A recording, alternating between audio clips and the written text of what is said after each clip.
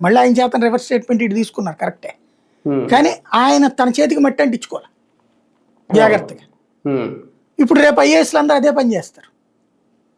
Policy decisions వీళ్ళు ఇష్టం వచ్చినట్టు ఉంది. మైనింగ్లో అడ్డదిడ్డంగా ఉంది, మద్యంలో అడ్డదిడ్డంగా ఉంది, రకరకాలు ఉన్నాయి కదా వీళ్ళ పాలసీలు. ఇప్పుడు దోపిడీకి పనికొచ్చేటటువంటి రేపటికి అడ్డం తిరుగుతారు. రేపు మీరు డబ్బులు తినేస్తారు, జైలుకు పోయేది మేమా, ఉమ్, మేము రాసేస్తాం, మీరు సంతకం పెట్టండి దాన్ని మార్చేసి అంటారు. ఉమ్, మార్చి సంతకం పెడితే రేపు పొద్దున నాయకుడు జైలుకి వెళ్తాడు. అవును. మంత్రి గారు చేశారనుకోండి, మంత్రి గారు చంద్రబాబు లోకేష్ చెప్పి చేశారనుకోండి, రేపు ఆ మంత్రి ఇరుక్కుంటాడు. ఉమ్, అతను ఒప్పుకుంటాడా? ఉమ్, తను రిస్క్ తీసుకుంటాడా? ఇది అవినీతి అనేది ఒకళ్ళకొకళ్ళు అబ్జార్బ్ చేసేసుకున్నారు, జీర్ణించేసుకున్నారు.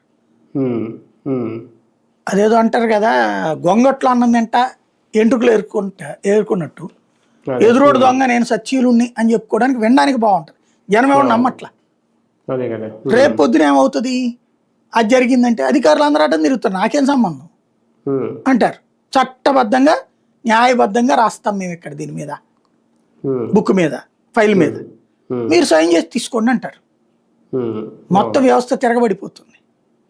అదే కదా. కాబట్టి వాళ్ళ జోలికి పోవట్ల, ఐఏఎస్ల జోలికి. అవునా. ఉమ్, ఉమ్. అది కానీ నిజంగా బ్యూరోక్రాట్లు ఎవరు సార్ ఈ కేసులో ఎవరు అనుకో